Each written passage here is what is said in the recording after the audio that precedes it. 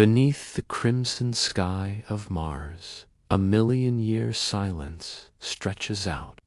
A thin wind, almost a ghost, stirs the red dust that blankets canyons older than humanity itself.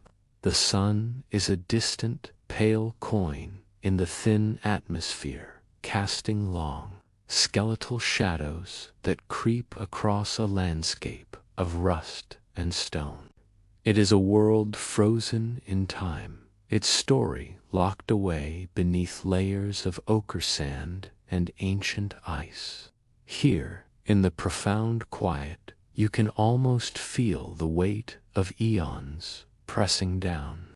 A stillness so complete it feels like the end of history. For generations, we have looked at this world as a barren neighbor, a beautiful but desolate monument to what a planet becomes when its heart grows cold. We have catalogued its craters, mapped its mountains, and searched for the faintest signs of water, of life, of anything that might mirror our own world. But what if we have been looking at this all wrong? What if the story of our origin is not written on our own blue and white rock, but here, in the chemical patterns of the Martian soil? What if the first spark of life was not terrestrial, but a seed that journeyed across the void? To follow this ancient cosmic trail, we must first quiet the noise of our own world. Find a comfortable position and let the night settle around you. Feel your breath deepen, becoming a slow, steady rhythm. Let go of the day and allow the vastness of this question to be your guide. Join me as we cross the gulf between worlds in search of our own ghost. Before we can begin our search for clues, for the faintest echoes of a biological past, we are immediately confronted by three immense obstacles. These are not walls of rock or ice, but barriers of concept so vast they challenge our very understanding. They are the great guardians of this Martian mystery, the impossibilities of time, of space, and of stone. First, we must face the abyss of time. It is a difficult thing for the human mind to grasp the true scale of planetary history. Our lives are fleeting moments, our histories measured in mere thousands of years. But the story of our solar system is written in a language of billions. 4.5 billion years ago, both Earth and Mars were born from the same swirling disk of dust and gas. But their childhoods were profoundly different. Imagine the early Earth. It was a vision of chaos, a molten, violent world bombarded by asteroids. Its surface, a sea of lava. Its atmosphere, a toxic shroud. Life here would have been impossible, a fragile thought in a planetary furnace. Any spark would have been instantly extinguished. Now, imagine early Mars. In this same ancient era, evidence suggests it was a far more tranquil world. It was smaller, it cooled faster, it had a thicker atmosphere, a protective magnetic field, and, most importantly, it had liquid water. Vast oceans may have stretched across its northern hemisphere, and rivers may have carved the canyons we see today. For hundreds of millions of years, while Earth was still a hellscape, Mars may have been a gentle cradle, a planetary nursery with all the ingredients for life assembled and waiting. Life could have begun there first. It is not just possible, it is plausible. A simple, single-celled organism emerging in a warm Martian sea could have had a head start of 500 million years. But that very advantage is now our greatest obstacle.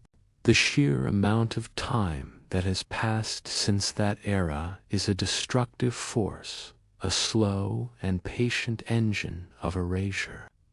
Think of it like trying to read a book written 4 billion years ago. The story of Martian life is not simply a book with missing pages. It is a book whose pages were made of the finest dust left open in a relentless wind. For eons, the thin Martian atmosphere, driven by the weak but persistent sun, has acted like a planetary sandblaster. It has scoured surfaces, smoothing away ancient features, turning mountains into hills and hills into dust. Any delicate microfossils that may have been left on an ancient shoreline would have been weathered into oblivion, their forms erased atom by atom over a timescale we can barely comprehend. And what the wind did not erase, it buried. For billions of years, global dust storms have raged across Mars, cloaking the entire planet in a red haze. With each storm, a new layer of fine sediment settles, a delicate blanket covering everything. Over geologic time, these blankets have become a planetary shroud, hundreds of meters thick in some places. Whatever secrets lie beneath the dried beds of ancient lakes, the deltas of forgotten rivers, the fossilized remains of the first life, far now entombed. They are buried so deep that we would need to excavate on a scale far beyond our current capabilities just to catch a glimpse. The book was not just weathered by the wind, it was buried in a tomb of its own dust. Finally, there is the ice. As Mars lost its atmosphere and grew cold, any remaining water froze. It is locked away in the polar ice caps and in vast sheets of permafrost just below the surface. This ice might be a perfect preservative, a cryogenic vault holding the secrets of the ancient past. But it is also a destructive force. The cycle of freezing and thawing, even on a microscopic level over millions of years, can fracture and shatter delicate cellular structures. The very element that may have given life its start may have also become the instrument that shattered its final remains into unrecognizable fragments. Time on Mars has not been a passive river. It has been an active agent of destruction, a patient vandal that has scrubbed, buried, and broken the very evidence we seek. The first great obstacle is that the crime scene is 4 billion years old, and the elements themselves have been wiping away the fingerprints ever since. If the chasm of time were not enough, we must then face the second obstacle, the impossible wilderness of space. For this theory to hold, life could not have simply existed on Mars. It had to escape it. It had to perform a journey so perilous that it borders on the miraculous. This journey begins with violence.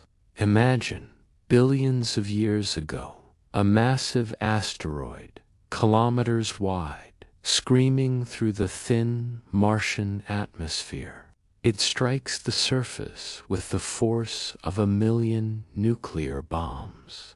The impact vaporizes rock, creates a crater the size of a continent and sends shock waves deep into the planet's crust. This cataclysm is the first step. The sheer force of the impact is enough to eject tons of Martian rock from the surface, blasting them upward with such velocity that they overcome the planet's weak gravity and are flung into the cold void of space. This is the only known natural mechanism that could turn a piece of a planet into a spaceship.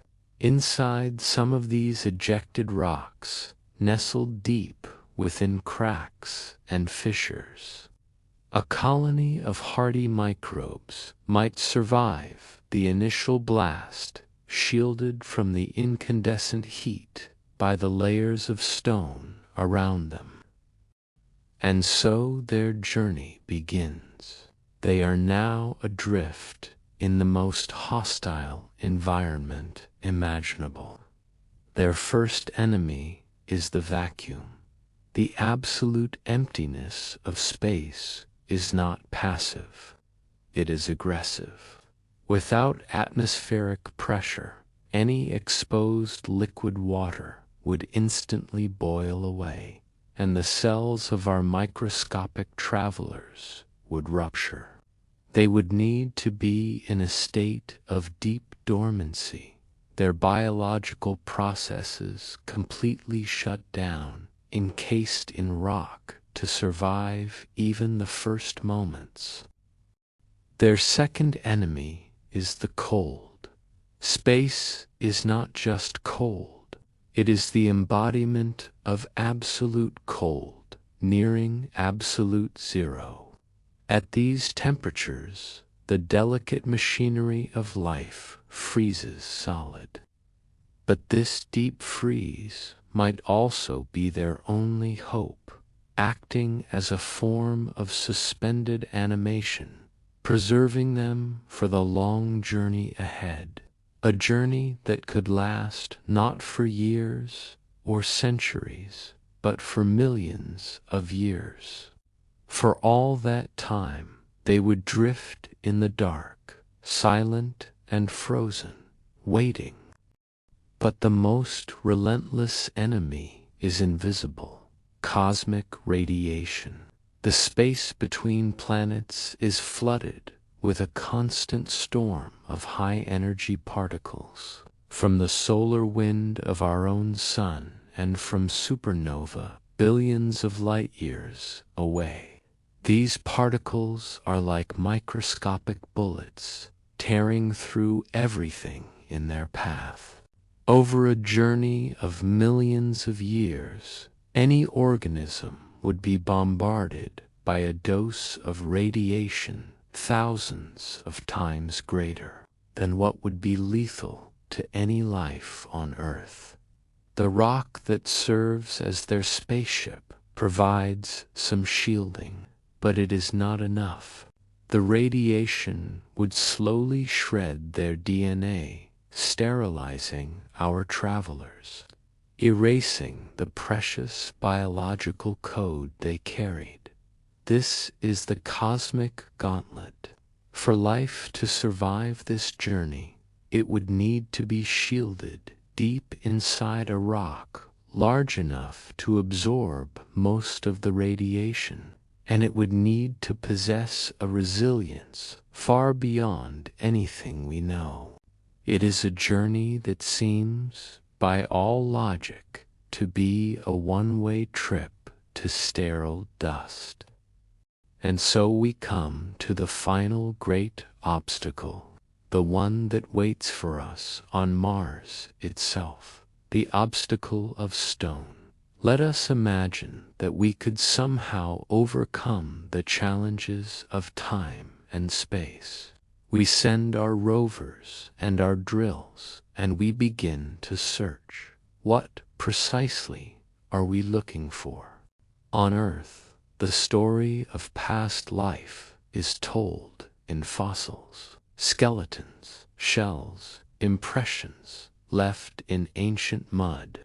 These are direct physical artifacts. But the chance of finding such a thing on Mars is almost zero. The life we are searching for would have been microscopic. There would be no bones, no shells. We are looking for the fossilized remains of single cells. Here, the geology of Mars becomes our adversary. Earth is a geologically active planet. Plate tectonics are a constant slow-motion engine churning our planet's crust. Old seafloors are pushed up to become mountain ranges. Ancient layers of rock are exposed by erosion and uplift, and volcanism brings material from deep within the mantle to the surface. Our planet is constantly recycling itself, and in the process, it sometimes reveals its own history. We can find ancient fossils on mountaintops because that mountain was once at the bottom of the sea. Mars has no such engine. It is a geologically dead world.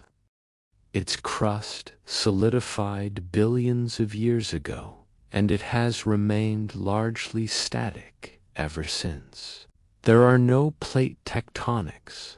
Volcanism ceased eons ago.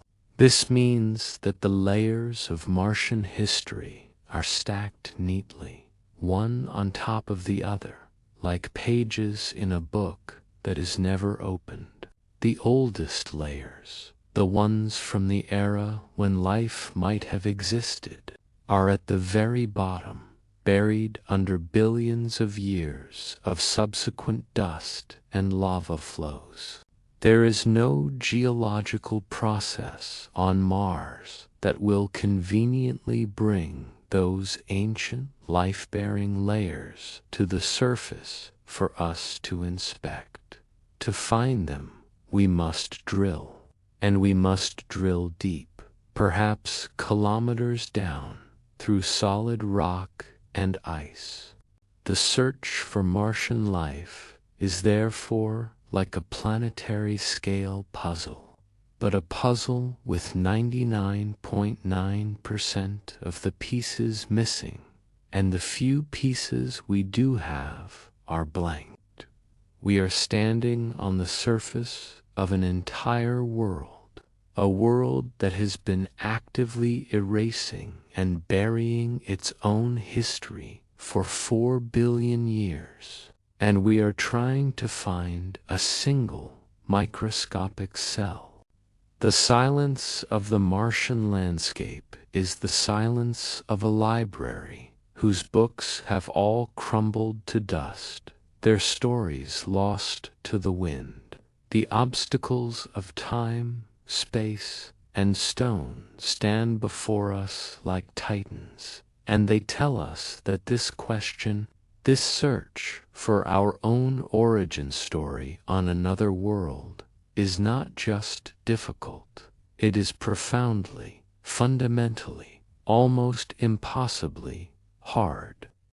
And yet, we are a species driven by questions. The immensity of an obstacle is not an ending for us, but an invitation. Faced with the erasure of time, the hostility of space, and the silence of stone, we do not abandon the search. We simply change how we look. If the direct evidence, the physical body of a 4 billion-year-old story, is gone forever, then we must become cosmic detectives. We must begin a forensic hunt, not for the thing itself, but for the faint echoes it left behind.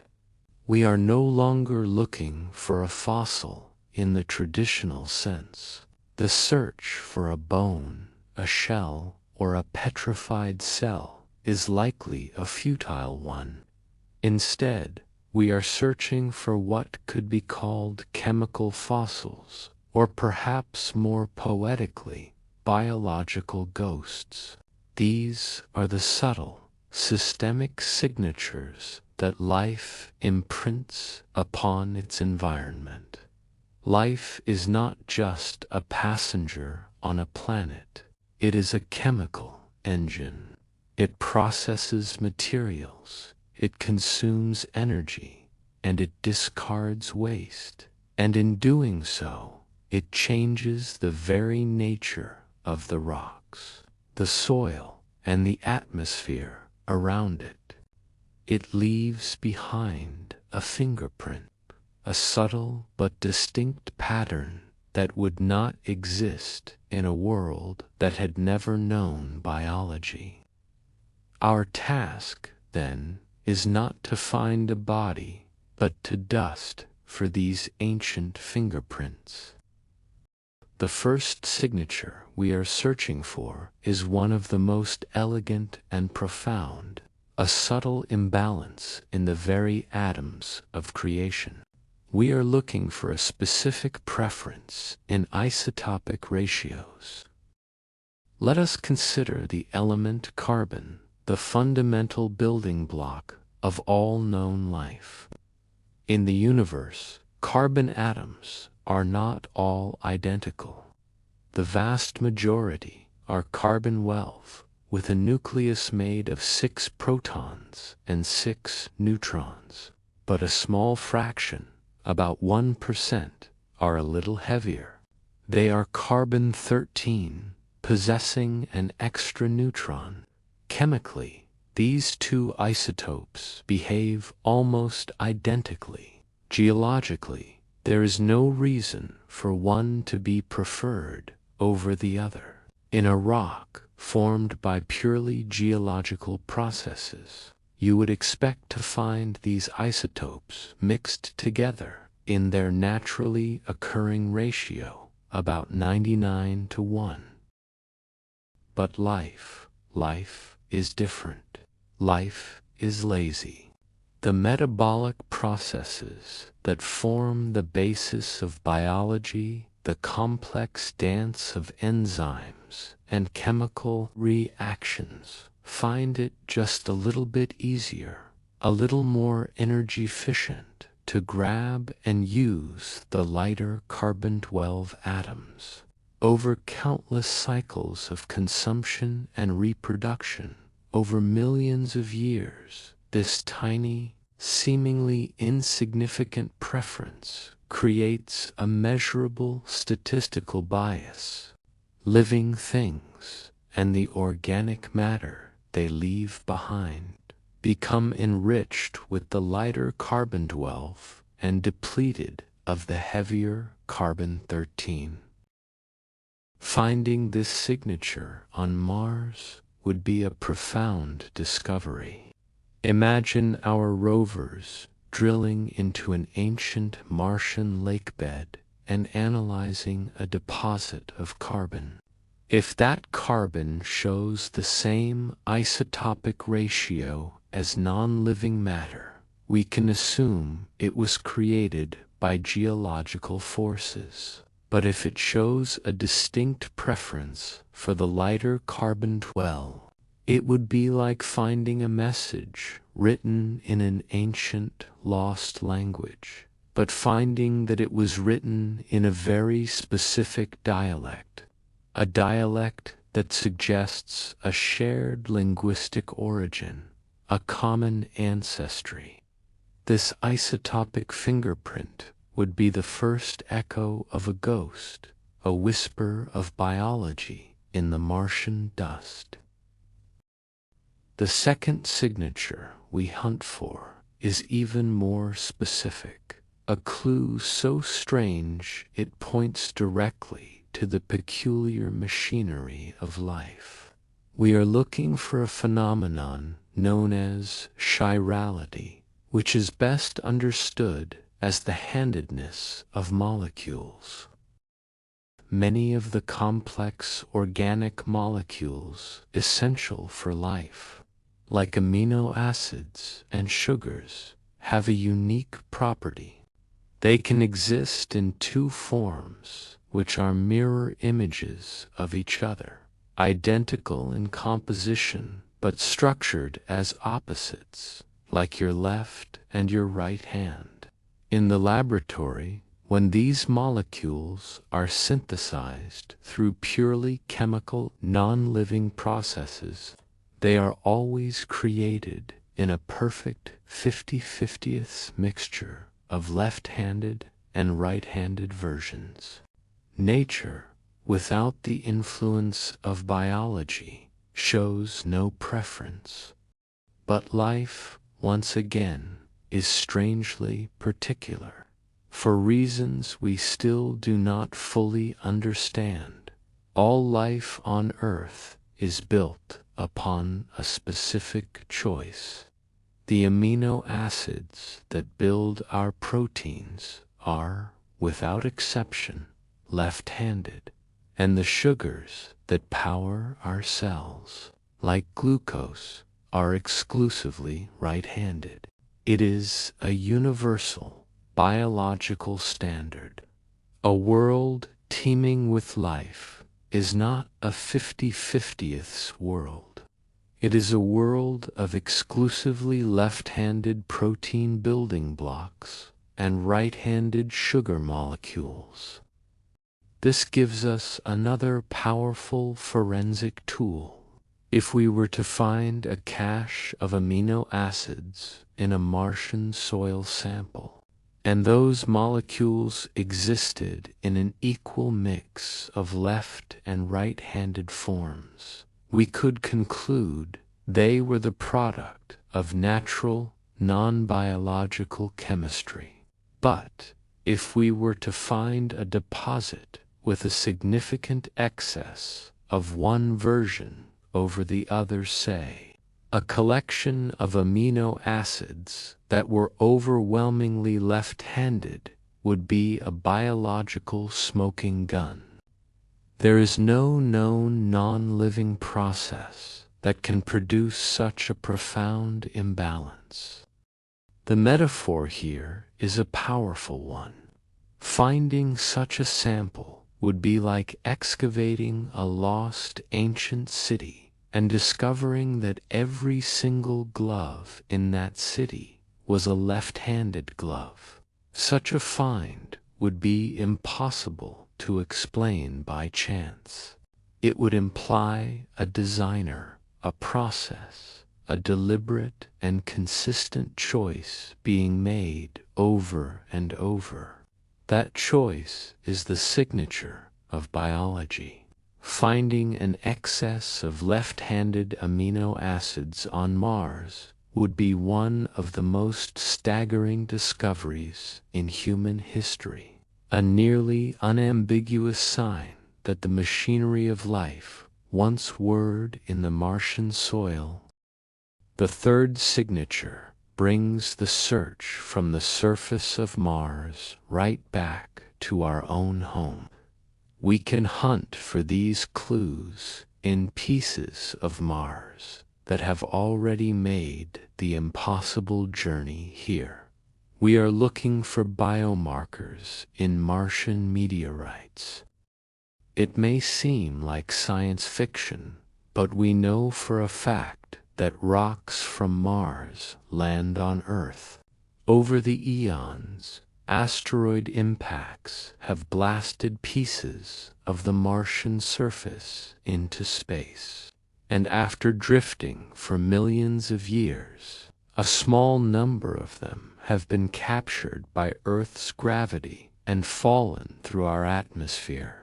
We have found over 100 of these cosmic messengers, identified by the unique composition of gases trapped within them, which perfectly matches the Martian atmosphere we have since measured.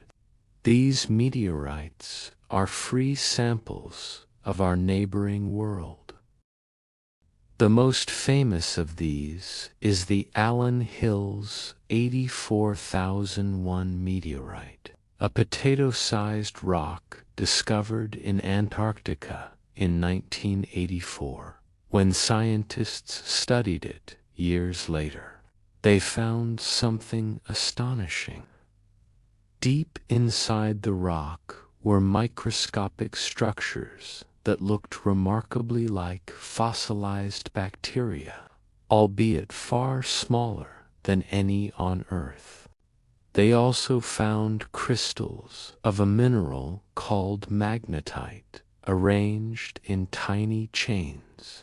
On Earth, some aquatic bacteria create identical magnetite chains to align themselves with the planet's magnetic field, like living compass needles. The discovery set the scientific world on fire. Was this it, the proof of ancient life on Mars? The debate has raged ever since. Skeptics argue, quite reasonably, that these structures and minerals could have been formed by unique geological or chemical processes that we simply don't understand. They are suggestive, but they are not definitive proof. The evidence remains ambiguous, a tantalizing hint that keeps the question alive. The Allen Hills meteorite doesn't give us an answer, but it gives us a profound lesson. That the evidence may already be here, waiting in our museums and laboratories, holding its secrets, until we become clever enough to ask the right questions and develop the tools to properly listen. The search for these biomarkers turns every Martian meteorite into a potential treasure chest, a time capsule that crossed the void. And so, we have our forensic strategy. We are not looking for a single clue, but for a pattern of evidence, a convergence of signs. We are building a case, piece by piece. Imagine presenting this to a cosmic jury. Exhibit A. We present a sample of Martian carbon, and we show that it has the same distinct isotopic preference for lighter atoms that all life on Earth does. A coincidence, perhaps. Exhibit B. We then present a sample of Martian amino acids, and we show that they possess a dramatic preference for a left-handed configuration, another universal hallmark of terrestrial biology. A second, stranger coincidence, possible but less likely. Exhibit C. Finally, we present magnified images from deep within a Martian meteorite, showing structures that mimic fossilized microbes and mineral chains that are a known byproduct of terrestrial bacteria.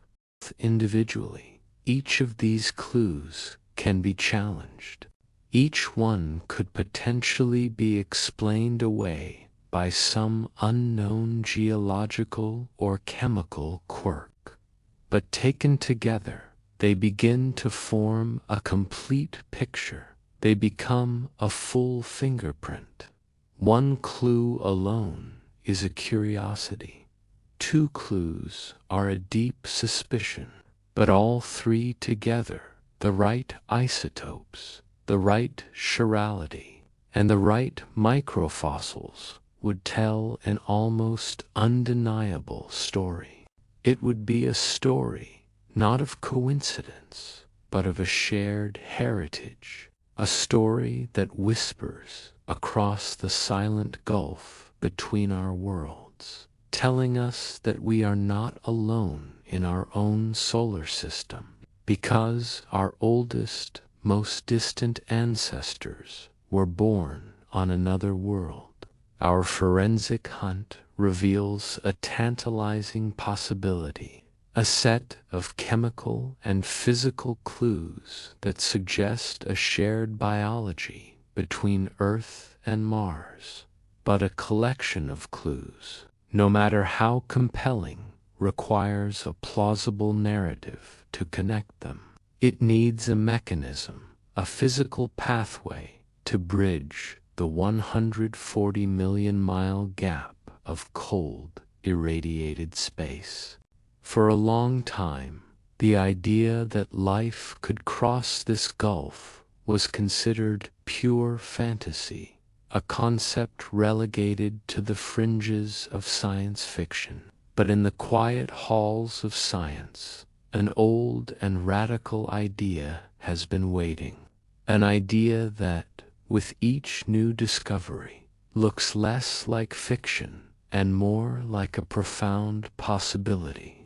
The theory is called panspermia, the idea that the seeds of life are not confined to a single world, but drift through the cosmos, taking root wherever conditions are favorable.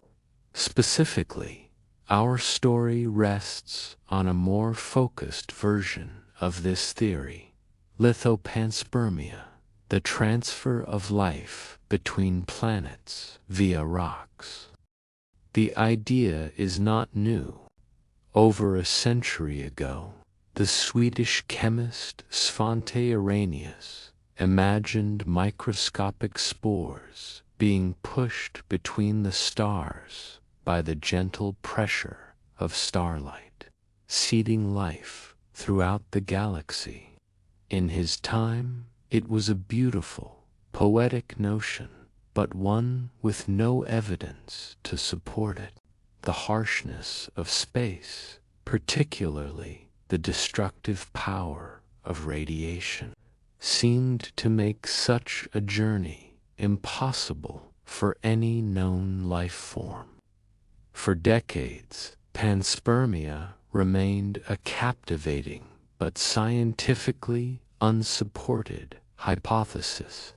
Then, two separate streams of discovery converged, and suddenly the impossible began to look plausible. The first was the confirmation, as we've discussed, that rocks from Mars do indeed land on Earth. The cosmic messenger service was real. The pathway existed. This was a paradigm shift. The planets were not isolated islands. They were neighbors that occasionally exchanged material. The second discovery, however, was even more profound. It came not from the stars, but from the most extreme and inhospitable places on our own planet. Biologists began discovering life in places it had no right to be. They found microbes thriving in the boiling, acidic waters of volcanic vents, in the crushing pressure of the deepest ocean trenches, and in the dry, frozen valleys of Antarctica. They found life buried kilometers deep in the Earth's crust, living on nothing but chemical energy from rocks, having not seen the sun for millions of years. These organisms were given a name: extremophiles, the lovers of extremes. And among these extremophiles, some possess abilities that seem perfectly designed for a journey through space. There is a bacterium called Deinococcus radiodurans, a microscopic marvel that can withstand doses of radiation thousands of times greater than what would kill a human. It has a miraculous ability to repair its own DNA, stitching the shattered strands back together after they have been blasted apart by radiation. There are tardigrades, the microscopic water bears, that can enter a state of suspended animation, drying themselves out and surviving the vacuum of space extreme temperatures, and intense radiation. The discovery of these organisms fundamentally changed our understanding of resilience. Life was not a fragile flower, confined to the gentle cradle of a perfect world. It was a tenacious, stubborn force capable of surviving the most violent environments we could imagine. The cosmic gauntlet of space, which had once seemed like an absolute barrier, now looked more like a formidable, but perhaps not insurmountable, challenge.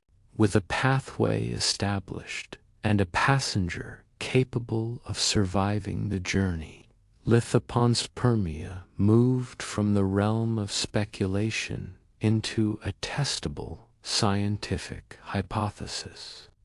So let us examine the journey in detail.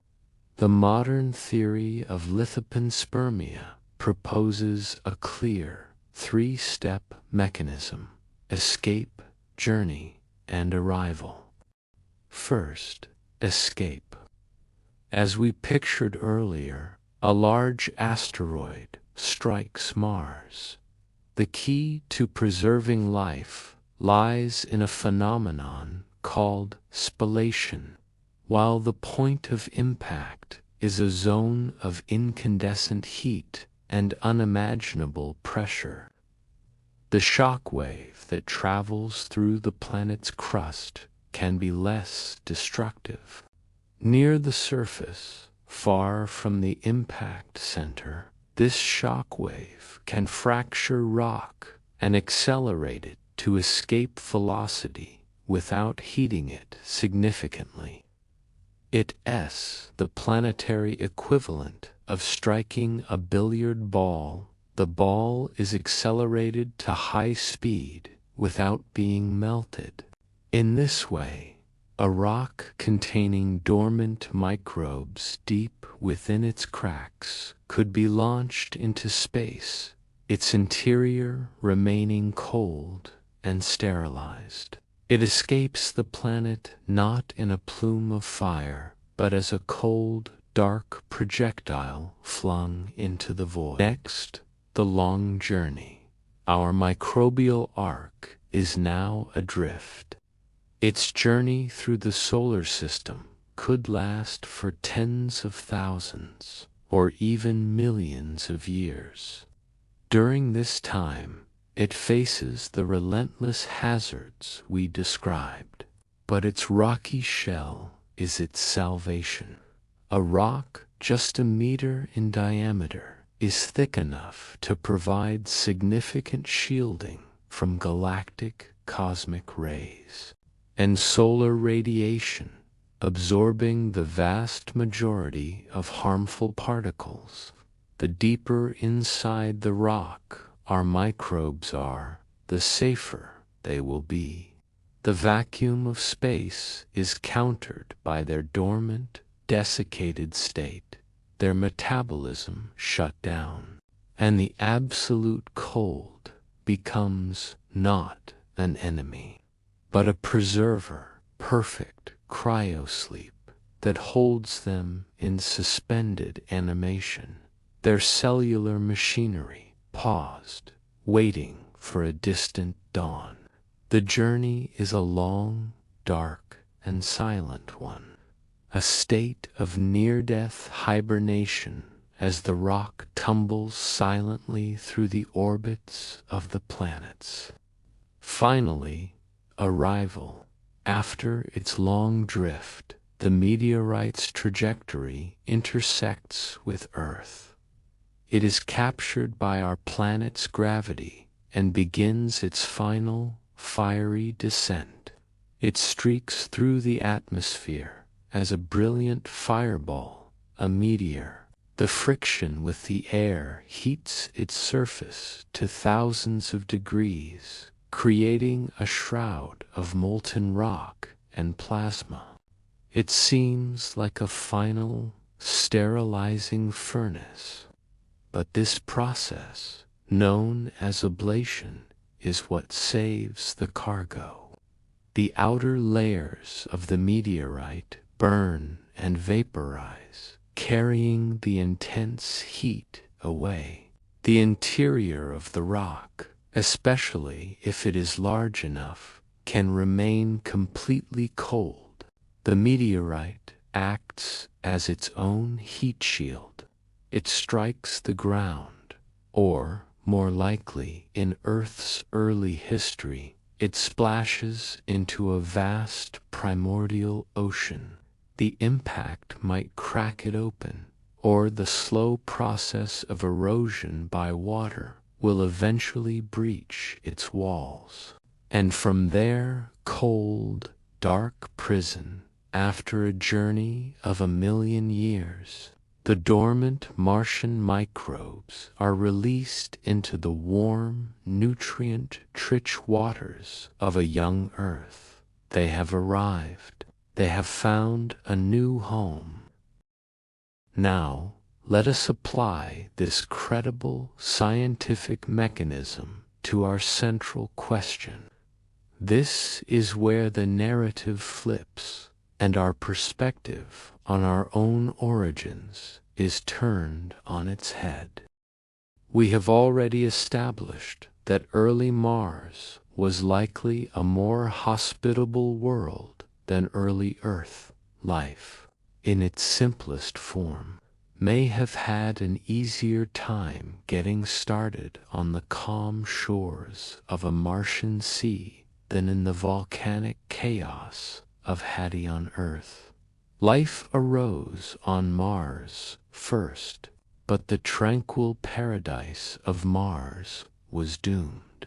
The planet was too small to hold onto its atmosphere, and its internal dynamo eventually cooled, causing its protective magnetic field to vanish. The sun's solar wind began stripping away the atmosphere. The water evaporated or froze, and the surface was bombarded with radiation. Mars began to die.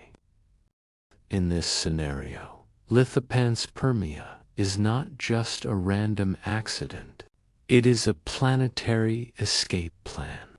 As their world became increasingly hostile, the only chance for Martian microbes to survive in the long term was to leave.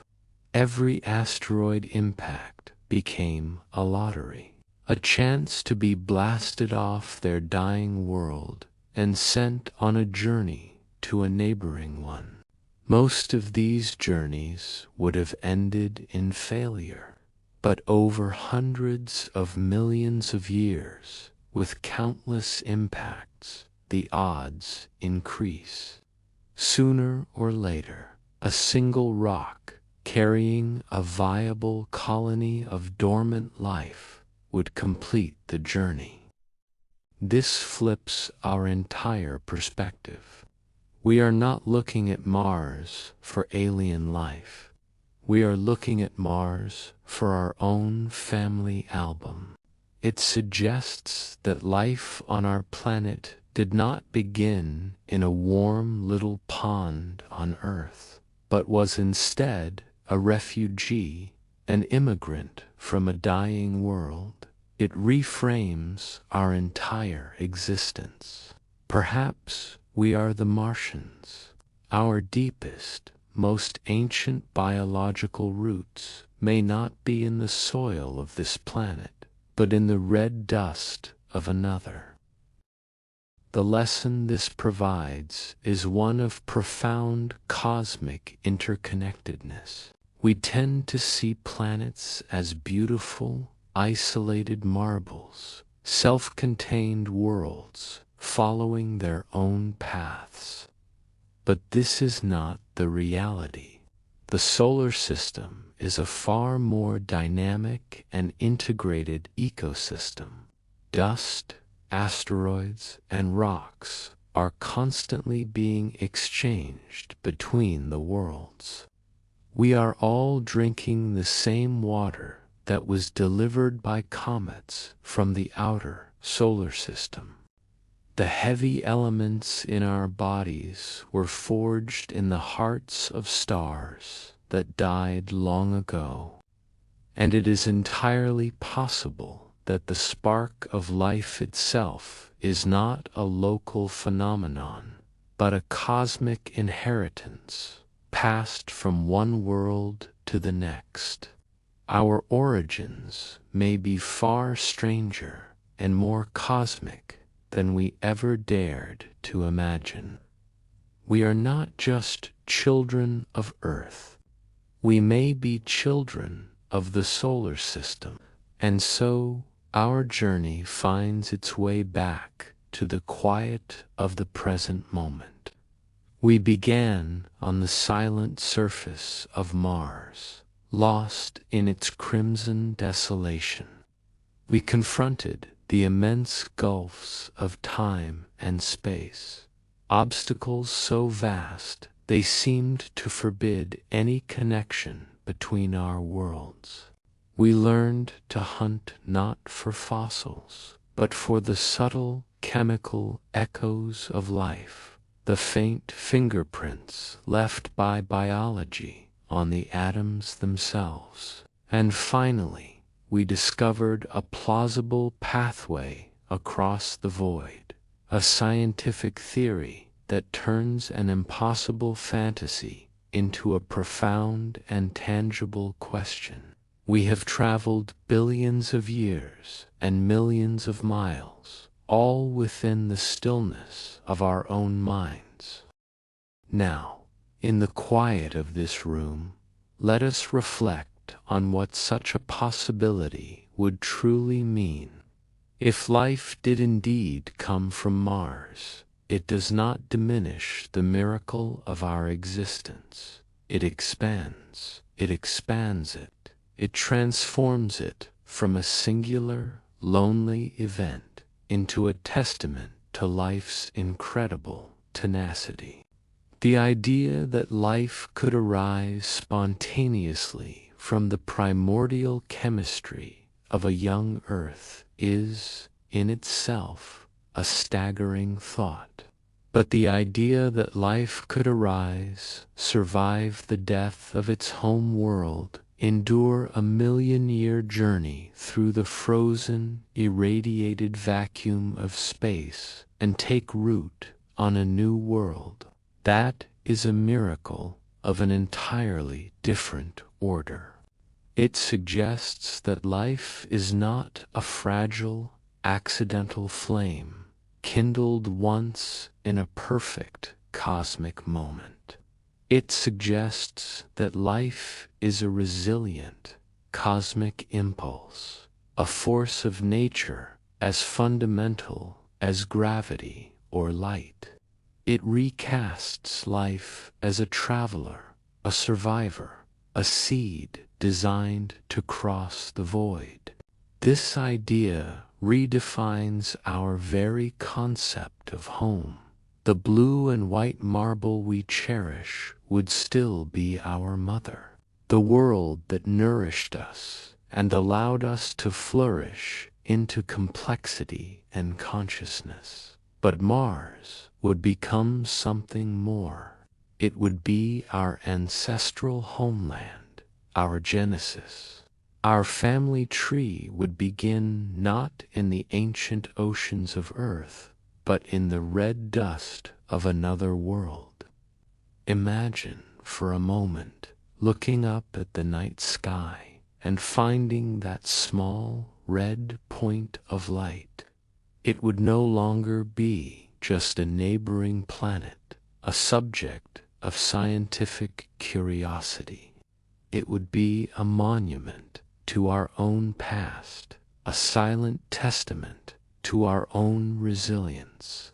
You would be looking at the cradle that first rocked your most distant ancestors. The light from that world would not just be reflected sunlight. It would be a glimmer from your own forgotten history. The story of humanity would no longer begin in a garden on Earth, but in the silent, wind-swept canyons of a world that has now grown cold. Our connection to the cosmos would become a literal biological fact. We would be, in the deepest sense, children of the stars. This profound reimagining of our origins speaks to one of the deepest parts of the human condition, our relentless search for meaning and our innate drive for exploration. When we send our rovers to Mars machines, we name spirit, opportunity, curiosity, perseverance. We are not just doing geology. We are engaging in a deeply human, almost spiritual quest. These rovers are our proxies. They are our eyes, seeing the light of a Martian sunrise. They are our hands, touching the ancient soil. They are the physical manifestation of our own desire to reach out, to understand, to know where we came from. Perhaps, without even knowing it, we are searching for a reflection of ourselves. Our robotic explorers, crawling across the silent plains, are on the greatest archaeological dig in history, searching not for the ruins of a city, but for the chemical ruins of our own biological lineage. In a universe that often feels vast, empty, and indifferent, the confirmation that life existed on another world, especially life from which we are descended, would be a profound comfort. It would be the ultimate cure for our cosmic loneliness. It would tell us that we are not a strange anomaly, a brief and lonely accident in an empty cosmos. It would tell us that we are part of a larger story, a grander process that stretches from world to world, a narrative of survival against impossible odds. Our search for life on Mars is, in the end, a search for our own place in the universe. It is the human spirit, cast in metal and sent across the void, asking the silent red dust, "Are we alone?" and hoping for the whisper of an answer. You were never alone. You are home. And now, the time for grand questions is ending. The time for quiet is here. Let your mind drift away from the red plains of Mars and feel the gentle stillness of your room. The silence of that ancient world is mirrored here in the quiet of the night. The vastness of space is here in the peaceful darkness behind your closed eyes. Imagine that single rock tumbling slowly through the star-filled void. For 1,000,000 years, it drifted in perfect silence, in a state of deep, unbroken peace. It was not in a hurry. It had no destination other than the one carved by gravity and time. Allow your own mind to become like that rock. Let it drift. Release it from its journey. There is nowhere to go, nothing to solve. The long journey is over. The fiery arrival has passed. You have reached a safe harbor. Feel the weight of your body, secure and supported. Feel the gentle rhythm of your breath, a slow and steady tide. The great cosmic story has been told, and now it melts away like dust carried on a gentle wind. All that is left is this moment, this peace, this quiet. The red world fades, the stars dim, and all that remains is the soft, welcoming darkness, inviting you to rest. This was another story in the endless river of time, and now let it carry you gently into sleep. Good night, dreamer of ages.